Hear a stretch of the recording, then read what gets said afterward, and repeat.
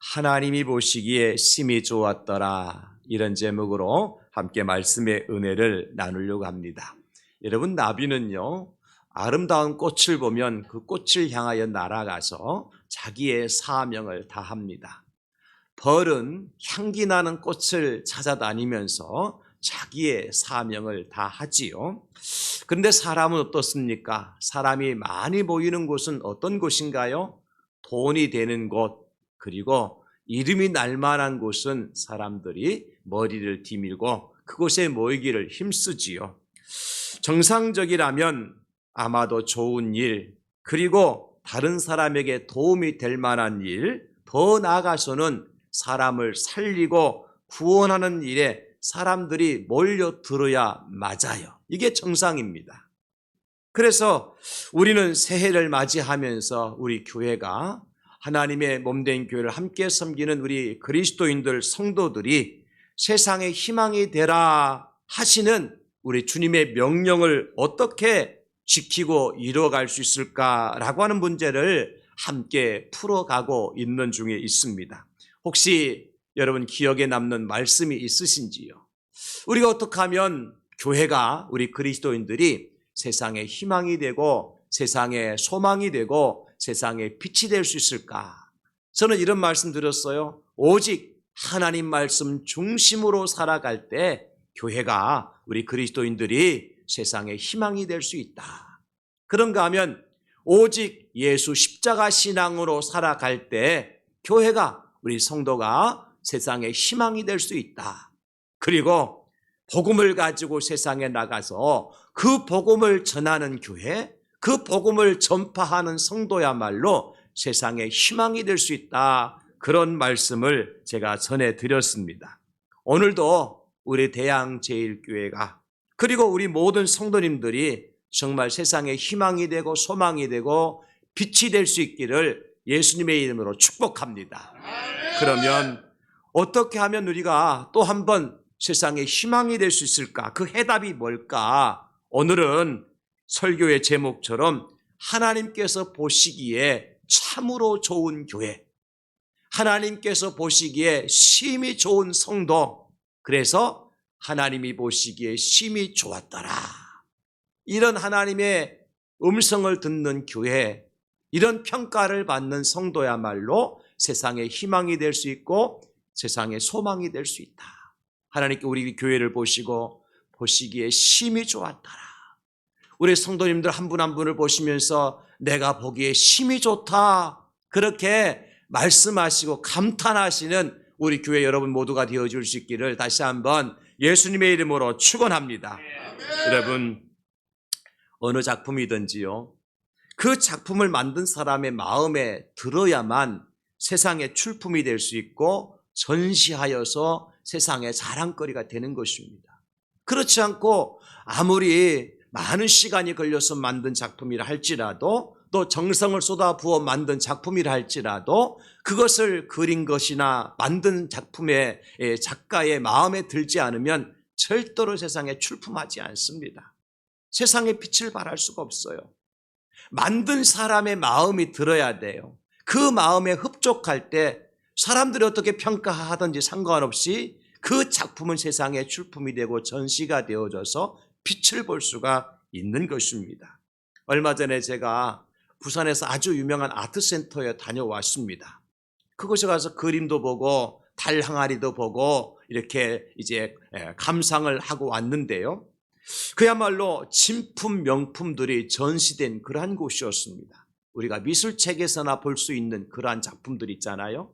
그런 작품을 제 눈으로 직접 확인하고 왔어요. 얼마나 참 감탄스러운지 몰랐습니다. 저는 그 그림을 보면서, 그 그림이나 달 항아리를 보면서 그 그림 한 폭의 그림 안에, 그 항아리 하나 안에 그것을 만들고 그린 그 작가의 정성이 얼마나 담겨 있는지를 깨달아 알 수가 있었습니다. 그리고요, 중요한 것은 그 작품의 가격이 얼마나 되는지 설명을 들으면서 정말 깜짝 놀랐어요. 이런 그림 한 폭에, 그 그림 한 작품 하나에 1, 2만 원 하는 게 아니더라고요. 제가 한 2만 원만 주면 사오려고 그랬는데 그림 한 폭에 보통 36억, 360억, 3,600억짜리도 있더라고요. 그림 한 폭에 3,600억. 여러분 상상이나 됩니까? 어떤 작품은요, 우리나라에 전 세계에 단 하나밖에 없는 작품인데 그것은 얼마나 됩니까? 물어봤더니 이것은 돈으로 가치를 매길 수 없습니다. 그러더라고요. 사실 미술에 대해서 문외한인 제가 볼 때는 뭐 그렇게 많은 돈을 주고 그림 한 장을 사오나 항아리 하나를 사오나 생각을 했는데 그것이 경매장에 나가면 서로 더 많은 값을 지불하고 사가려고 난리가 나지요.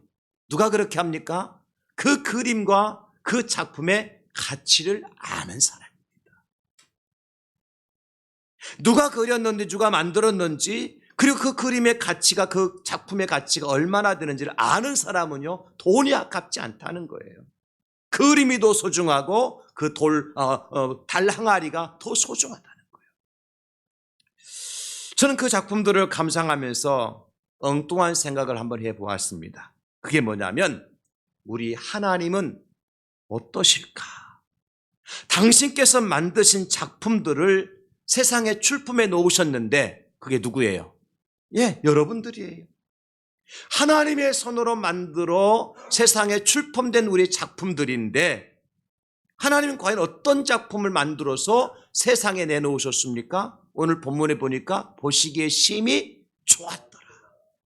그래서 그 작품을 만들어 세상에 하는 전시해 놓으신 거예요. 지금 여러분들 다 전시품을 구경하고 계시는 겁니다. 하나님의 작품을. 그런데 여러분, 과연 하나님께서 어떤 작품을 전시하기를 원하실까요? 진품과 걸작품이죠. 따라서 어떻게 보면 저와 여러분들의 본래의 모습은 진품이요 걸작품입니다. 고백합시다. 나는 하나님의 진품입니다. 나는 하나님의 걸작품입니다. 실제 그렇게 믿고 살아가는 분 계세요? 나는 왜 이렇게 만들어졌어? 나는 왜 이 모양이야? 이 꼴이야? 그렇게 말하고 생각하고 살아가는 사람 많잖아요. 그러니까 이 생각을 바꿔야 돼요.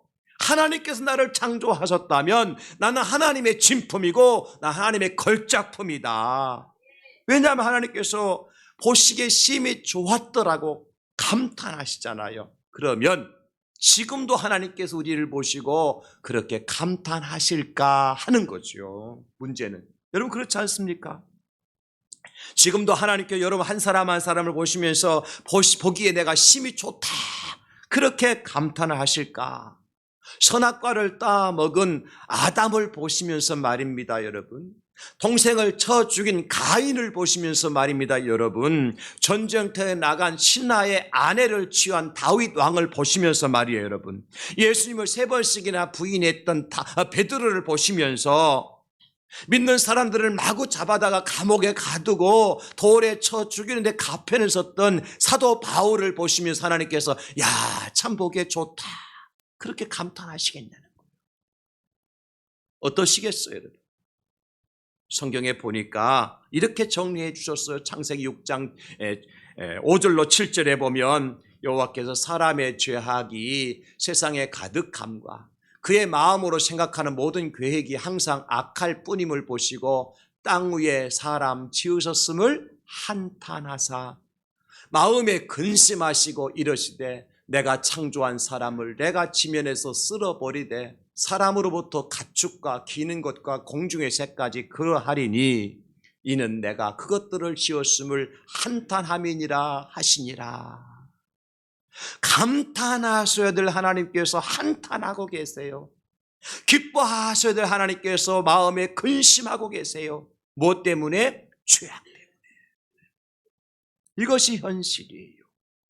사울왕을 세우신 하나님께서 뭐라고 말씀하십니까? 사무엘상 15장 11절에 내가 사울을 왕으로 세운 것을 후회하노니 그가 돌이켜서 나를 따르지 아니하며 내 명령을 행하지 아니하였음이니라 하신지라. 사무엘이 근심하여 온 밤을 여호와께 부르짖으니라. 하나님도 후회하게 만들고, 그를 기름 부어 세운 사무엘 선지자도 근심하게 만든 사울 왕, 뭐 때문입니까? 하나님 앞에 명령을 지키지 아니하고 죄를 지었기 때문이죠. 세상이 그렇다는 겁니다.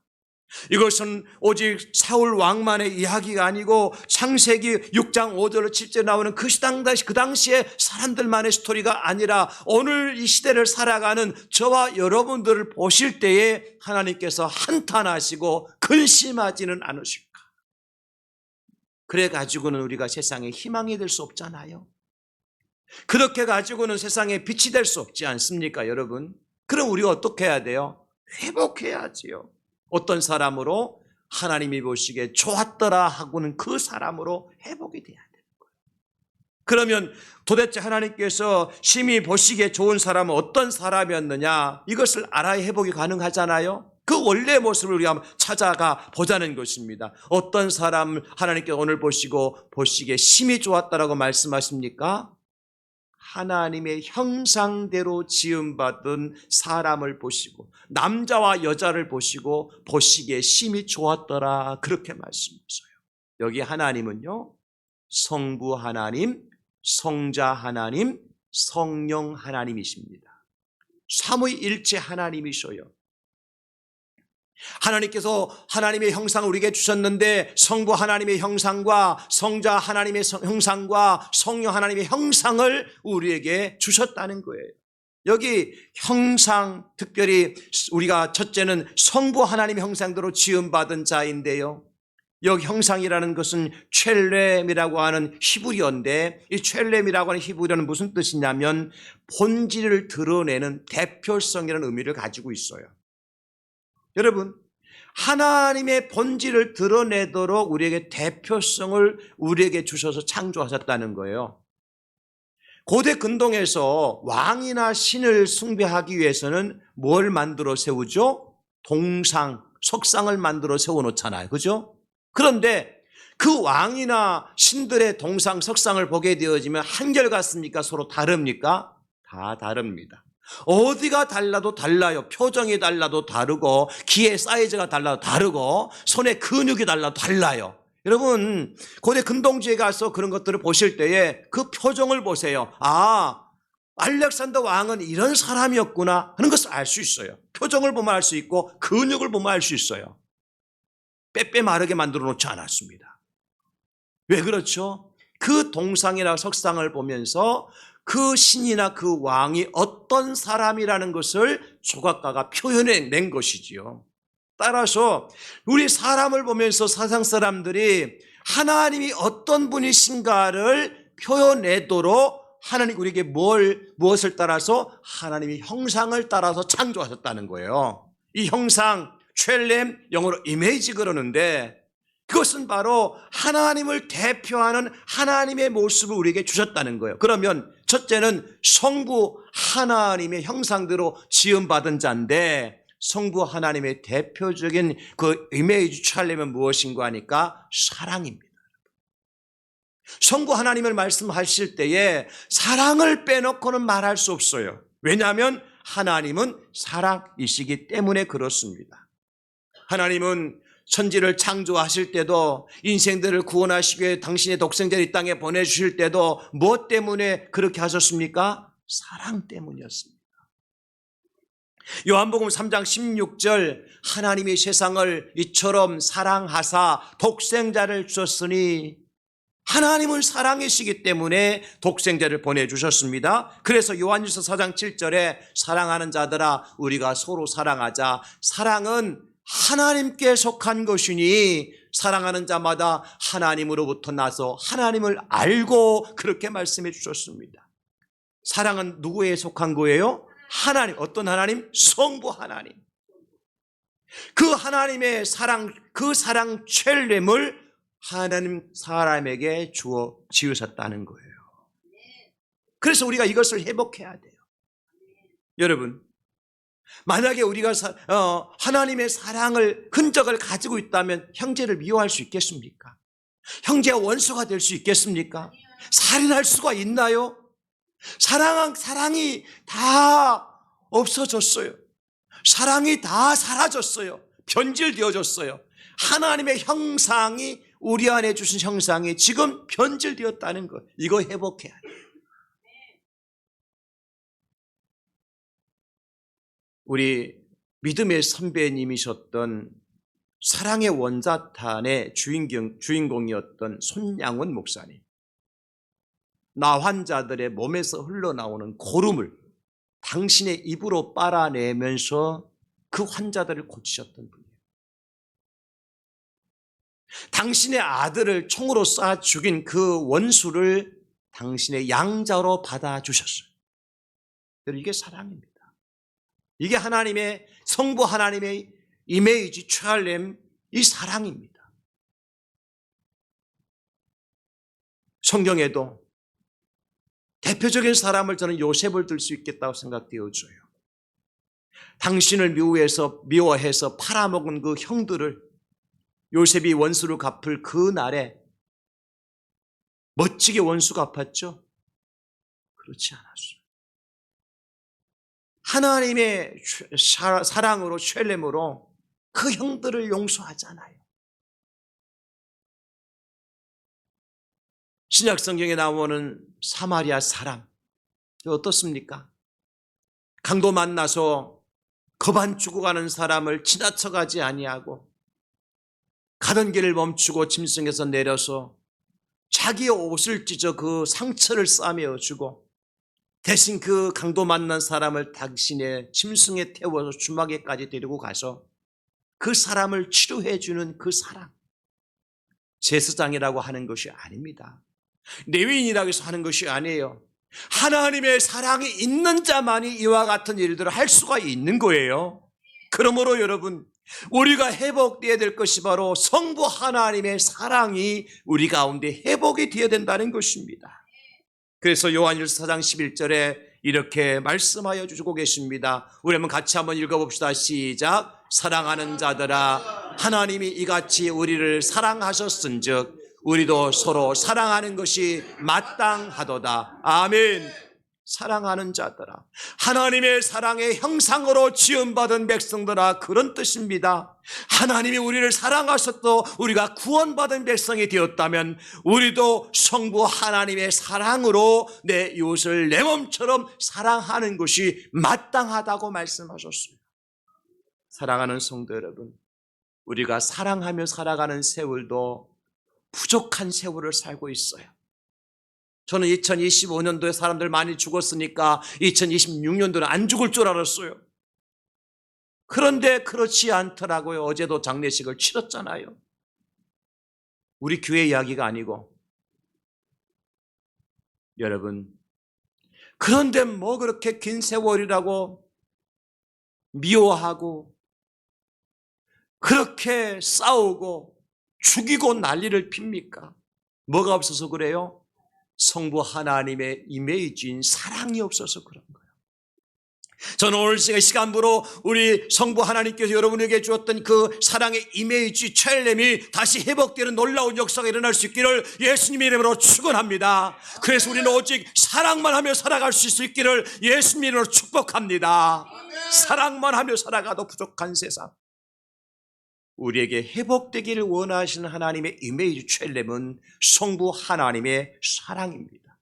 그럴 때 우리가 세상의 희망이 될 수 있는 거요. 두 번째로는 성자 예수님의 형상대로 지음받은 사람들. 여러분, 그렇다 할 것 같으면 예수님의 대표적인 속성은 뭘까요? 예수님을 대표할 수 있도록 나타내는 속성이 뭘까요? 저는 여러 가지가 있겠지만 그 중에 순종이라고 뽑았습니다. 예수님은 순종이에요. 순종을 빼놓고는 예수님에 대해서 말씀하는 것이 불가능해요. 왜냐하면 예수님께 이 땅에 사람의 몸으로 오실 그때부터 시작해서 십자가에 달려 돌아가시는 그 순간까지 뭘 통해서 완성하셨어요? 순종을 통해서. 공생애를 시작하시면서 마귀에게 시험을 받으시면서 마귀 앞에 무릎을 꿇지 아니하시고 하나님의 뜻 앞에 무릎을 꿇으셨던 그 예수님, 이렇게 말씀하십니다. 요한복음 6장 38절에 내가 하늘에서 내려온 것은 내 뜻을 행하려 함이 아니요 나를 보내신 이의 뜻을 행하려 함이니라. 아멘. 예수님도 성자 하나님이십니다. 얼마든 당신의 마음대로, 당신의 생각대로, 당신의 계획대로 하실 수 있으신 하나님이십니다. 그럼에도 불구하고 우리 예수님은 당신의 뜻이 아니라 하나님 아버지의 뜻을 이루려고 이 땅에 오셨다는 거예요. 아버지의 마음대로 순종하시기 위해서 이 땅에 내려오셨다는 것입니다. 어떻게 순종하셨습니까? 빌립보서 2장 8절, 자기를 낮추시고 죽기까지 복종하셨으니. 여러분, 우리에게 회복되어야 될 순종이 바로 이 순종입니다. 나를 낮추고 죽기까지 복종할 수 있는 순종. 갈라디아서 1장 4절에도 말씀하시기를 그리스도께서 하나님 곧 우리 아버지의 뜻을 따라 이 악한 세대에서 우리를 건지시려고 우리 죄를 대속하기 위하여 자기 몸을 주셨으니. 하나님 아버지의 뜻이었습니다. 뭐가요? 십자가에 달려 돌아가시는 것이 하나님 아버지의 뜻이었어요. 겟세마네 동산에 올라가셔서 예수님께서 뭘 기도하셨습니까? 내 아버지여, 나의 원대로 마시옵고 아버지의 원대로 하시옵소서. 사실 우리 주님은요, 십자가를 지고 가는 것이 얼마나 고난이고 얼마나 고통스러울고 얼마나 수치스러운 일이 너무나 잘 아시는 분이셔요. 그래서 이런 기도하셨죠. 아버지여, 할 수만 있다면 이 잔을 내게서 떠나가게 하여 주시옵소서. 내가 이 십자가의 고난의 잔을 마시지 아니하고 이 백성들을 구원할 수 있다면 하나님 아버지 그 일을 이루어 주시옵소서라고 예수님이 기도하셨던 것 아닙니까? 그런데 하나님의 뜻은 뭐였습니까? 아니다, 네가 십자가를 져야 이 백성들의 죄가 용서받고 구원받을 수 있는 것이다. 예수님, 알겠습니다 아버지, 내 원대로가 아니라 아버지의 원대로 되기를 원합니다. 그렇습니다. 우리 예수님께서 마구간에서 태어나는 순간부터 시작을 해서 십자가에 달려 돌아가시는 순간까지의 삶은 하나님 아버지의 뜻을 이루기 위한 순종의 삶이었습니다. 그리고 이 순종의 삶은 결국 십자가를 통해서 완성이 되어졌지요. 성경에 노아라고 하는 사람, 하나님께서 방주를 만들라고 하셨을 때에 120년의 세월을 거쳐서 방주를 만들어요. 세상 사람 누구도 응원해주는 사람 없었습니다. 도와주는 사람 없었습니다. 비 한 방울 내리지 않는 그 마른 하늘 가운데서 홍수로 심판한다는 하나님의 말씀을 듣고 비난의 소리, 그리고 조롱하는 소리, 그 중에서도 노아는 120년 동안 묵묵히 하나님만 바라보고 순종했습니다. 여러분, 아브라함은 100세 얻은 독자 아들 이삭을 하나님께서 번제로 드리라고 하셨을 때에 여러 가지 핑계대지 않으셨습니다. 그 아들을 번제로 하나님 앞에 올려드렸습니다. 그럴 때 아브라함이 믿음의 족장이 될 수 있었고, 순종했을 때 노아가 그 홍수의 심판 가운데서도 구원받는 유일한 사람이 될 수 있었습니다. 사랑하는 성도 여러분, 우리가 주기도문에서 고백하는 말씀이 무엇이죠? 뜻이 하늘에서 이루어진 것 같이 땅에서도 이루어지이다. 하나님 아버지의 뜻을 따라 순종할 때 그 뜻을 이루고 살아가는 하늘 백성들 될 줄 믿으시기를 예수님의 이름으로 축복합니다. 나의 고집이나 내 뜻을 내려놓고 하나님의 말씀대로 순종하는 사람이 세상의 희망이 될 수 있습니다. 여러분, 믿음이라고 하는 것은 고백에서 멈추지 않습니다.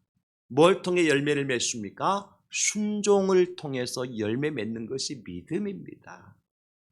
그래서 순종함이 없는, 행함이 없는 믿음, 어떤 믿음이라고 그랬습니까? 죽은 믿음이요, 성자 예수님의 순종이 없는 믿음입니다. 그래서 순종이 제사보다 낫다고 말씀하셨죠. 사무엘상 15장 22절, 사무엘이 이르되 여호와께서 번제와 다른 제사를 그의 목소리를 청종하는 것을 좋아하신 것 같이 좋아하시겠나이까? 순종이 제사보다 낫고 듣는 것이 순양의 기름보다 나으니 그랬습니다. 천국에 누가 들어갈 수 있을까요? 순종하는 자가 들어갈 수 있습니다. 여러분, 천국에 들어갈 때 하나님 아버지께서 먼저 우리를 예수님이 이 땅에 보내주신다 그러셨잖아요. 그럼 예수님께서 어떤 사람을 고르실까요? 예수님의 형상을 가진 자. 그렇죠? 누가 정확하게 잘 아실까요? 그 사람에게 예수 형상이 있는지 없는지? 예수님이 아시죠. 내가 만든 작품은요, 내가 잘 아는 겁니다. 그죠? 아무리 가품이 있고, 아무리 비스무리하게 찍어내더라도, 만든 사람은 정확하게 압니다. 군대 가서 다 까까머리 다 똑같은 파란 군복 입혀놓고 있어도 내 아들 찾아내, 못 찾아내요? 못 찾아내는 사람은 가서 유전자 검사를 해야 됩니다. 내 아들은 아무리 수천 명이 모여서 군대, 제가 우리 애들 가서 보니까요, 해병대 해군 가가지고 졸업식 하는 날 가서 보니까요, 똑같아요. 키도 비스무리하고. 그런데 표시가 나더라고요. 여러분, 하나님의 형상, 예수님의 형상을 가진 사람을 예수님이 정확하게 골라낼 겁니다. 순종의 이미지, 순종의 첼렘을 가진 사람들을 예수님이 착착 꼽아내서 천국으로 다 데리고 가실 거예요.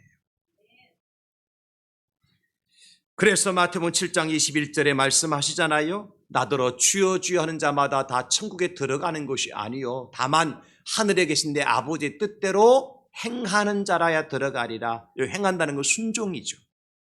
말하는 자가 아닙니다. 귀신을 쫓아내는 능력을 행했다고 들어가는 것이 아닙니다. 많은 사람을 구제했다고 들어가는 것이 아닙니다. 하나님의 말씀대로 순종하는 믿음을 가진 자, 예수 그리스도의 첼렘, 그 이미지인 순종을 가진 자만이 천국에 들어갈 수 있습니다.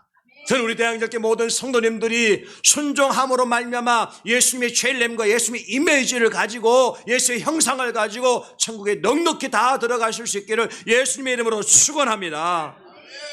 마지막 세 번째는 성령 하나님의 형상대로 지음받은 자가 세상의 희망이 될 수 있습니다. 여러분, 그렇다면 성령 하나님의 대표성은 뭘까요? 거룩이죠. 성령님 영어로 뭐라 그러죠? Holy Spirit이라 그러잖아요.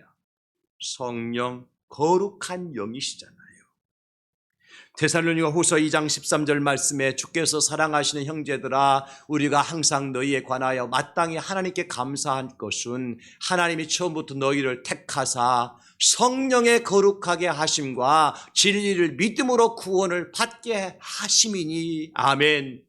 성령의 거룩하게 하심과 믿음 때문에 구원받는 거요. 천국에 들어갈 자가 누굽니까? 성령의 거룩하게 하심을 받은 자가 천국에 들어갈 줄 믿으시기 바랍니다. 죄를 가지고 천국 들어갈 수 없습니다. 악한 일을 가지고 천국 들어갈 수 없습니다. 성령께서 거룩하게 한 자만이 성도가 되어져서 천국에 들어갈 수 있고 그런 사람이 세상의 희망이 될 수 있다는 것입니다.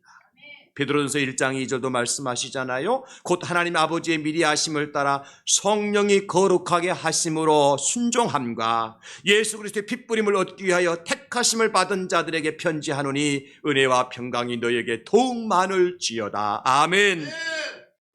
여러분, 그래서 우리 성령 하나님께서 하시는 일 가운데 최고의 일이 뭐냐면요, 우리의 죄를 드러나게 하시는 거예요. 사랑하는 성도 여러분, 누가 거룩한 사람일까요?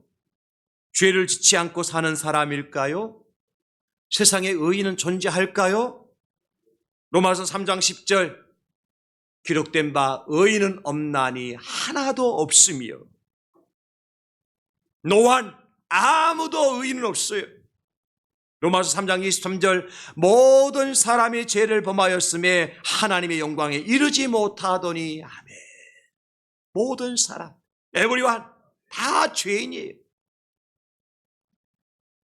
그렇기 때문에 조금 의인처럼 보이고 의인같이 보이고 의인 행세를 할 수 있겠지만은 의인은 없는 것입니다. 죄 안 짓고 살아가는 사람은 이 세상에 아무도 존재하지 않는다. 누가 누구에게 손가락질 할 수 있겠습니까? 너 죄인이라고, 너 못된 인간이라고. 아무도 할 수 없습니다. 왜냐하면 내가 곧 죄인 중에 괴수기 때문에 그렇습니다.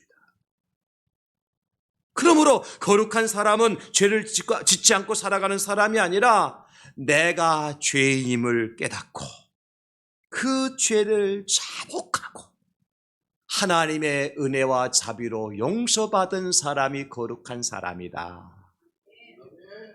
참으로 감사한 일은 뭐냐? 하나님 우리를 용서해 주신다는 겁니다. 죄를 씻어주신다는 거예요. 요한일서 1장 9절 우리 한번 같이 읽어볼까요? 시작. 만일 우리가 우리 죄를 자백하면 그는 미쁘시고 의로우사 우리 죄를 사하시며 우리를 모든 불의에서 깨끗하게 하실 것이요. 아멘. 하나님이 사하여 주시고 하나님이 깨끗하게 해주시는데 양털같이 흰눈같이 하나님이 깨끗하게 해주신다. 그 일을 하시는 분이 바로 성령 하나님이시라. 나의 모든 죄를 깨닫게 하시고 내 삶을 변화시켜 주시고 예수 그리스도를 닮게 하시는 하나님, 그 영이 누구냐면 홀리 스피릿, 성령 하나님이시라는 것입니다. 사랑하는 성도 여러분, 다윗이라고 하는 왕이 죄를 짓지 않았기 때문에 완전한 사람이었습니까? 그렇지 않아요. 자기 부하는 전쟁터 나갔는데 그 부하의 부인을 취한 사람이 다윗입니다. 그때 나단 선지자가 다윗에게 찾아가서 당신이야말로 강도라고 얘기해요. 다윗이 깜짝 놀라서 회개합니다. 하나님께 용서를 빕니다. 하나님은 그 다윗의 회개를 받으시고 이스라엘의 최고왕으로 세워주셨어요. 여러분, 베드로가 죄를 짓지 아니한 의인이었습니까? 수제자였지만 주는 그리스도시요 살아계신 하나님의 아들이라 고백했던 사도 베드로였지만 그도 의인이 아니었습니다. 그러다 보니까 예수 십자가 앞에서 예수님을 3번씩이나 부인하지 않습니까? 그물 둘러매고 갈릴리 바다로 고기 잡으러 나갔던 베드로에게 예수님 찾아오시잖아요. 그 해변가에 모닥불을 피워놓고 생선을 구워놓고 베드로가 오기를 기다리시잖아요. 그 모닥불을 보는 순간 가야밧들에서 예수님을 3번씩 부인했던 그 모닥불 앞에서, 여정 앞에서 예수님을 3번씩 부인했던 자신의 모습이 생각나서 처절하게 회개합니다. 주님 물으시잖아, 네가 나를 사랑하느냐? 지금 내가 입이 열 있어 스물 있어도 그렇게 말 못합니다. 다만 주님만이 아십니다. 이게 베드로의 회개의 고백이. 그럴 때 예수님은 베드로를 네가 내 양을 치라, 내 어린 양을 먹이라. 예수님께서 사명을 주시잖아요. 성령의 역사가 아니고는 죄를 발견할 수 없고, 성령의 은혜가 아니면 죄를 회개할 수 없고, 성령의 역사가 아니고는 죄에서 해방될 수가 없어요. 창세기 39장에 요셉이 보디발의 아내의 유혹을 물리치기 위해서 이런 고백을 합니다. 내가 어떤 이 큰 악을 행하여 하나님께 죄를 지으리까? 요셉이 이스라엘의 위대한 구원자가 될 수 있었던 것은요, 하나님 앞에서 무엇을 선택했기 때문일까요? 거룩을 선택했기 때문입니다. 유다서 1장 20절 사랑하는 자들아 너희는 너희의 지극히 거룩한 믿음 위에 자신을 세우며 성령으로 기도하라고 말씀하셨고요. 베드로전서 1장 16절 내가 거룩하니 너희도 거룩할지어다 하셨느니라 기록을 해주고 있습니다. 사랑하는 성도 여러분, 우리 대항제일교회가 오늘 예배하는 저와 여러분들이 어떻게 세상의 희망이 될 수 있을까요? 이 거룩을 회복하지 않고는 세상의 희망이 될 수 없습니다. 세상 사람은 똑같이 죄를 짓고 똑같이 악을 행하고 똑같이 미워하고 시기하고 다투고 싸우고 사람을 죽이고 도둑질하고 이런 일을 하면서 어떻게 우리가 세상의 희망이 될 수가 있겠습니까? 어떻게 세상의 소망이 되고 어떻게 세상의 빛이 될 수 있겠습니까? 하나님의 형상인, 하나님의 이미지 첼렘인 사랑을 회복해야 될지 믿으시기 바랍니다. 예수의 첼렘과 예수의 이미지인 바로 예수의 순종을 배워야 될지 믿으시기 바랍니다. 성령의 첼렘과 이미지인 그 거룩함을 회복하는 자만이 세상의 희망이 될 수 있고 세상의 빛이 될 수가 있는 것입니다. 에베소 4장 24절에 그래서 말씀하십니다. 하나님을 따라 의와 진리의 거룩함으로 지으심을 받은 새 사람을 입으라. 의의 사람, 진리의 사람, 거룩한 사람만이 새 사람이 되어줘서 세상의 희망이 될 수가 있는 것입니다. 그러므로 여러분, 사랑하고 사랑받는 존재로서의 회복이 가능해야 되고요. 조금 불편하고 조금 더디더라도 순종의 길을 걸어가는 그리스도인이 되어야 되겠고요. 죄 앞에서 무너지지 않고 의의 길로 걸어가는 성도가 될 때 하나님께서 세상에 출품하신 작품 중에서도 보기에 심히 좋았더라 말씀해 주실 겁니다. 우리 교회가 하나님 보시기에 심히 좋은 교회, 여러분 모두가 하나님께서 보실 때에 심히 아름답고 좋은 성도, 그래서 세상의 희망이 되고 세상의 소망이 되고 세상의 빛이 되어지는 여러분 모두가 될 수 있기를 우리 구주 예수님의 이름으로 축원합니다. 하나님 고맙습니다. 감사합니다.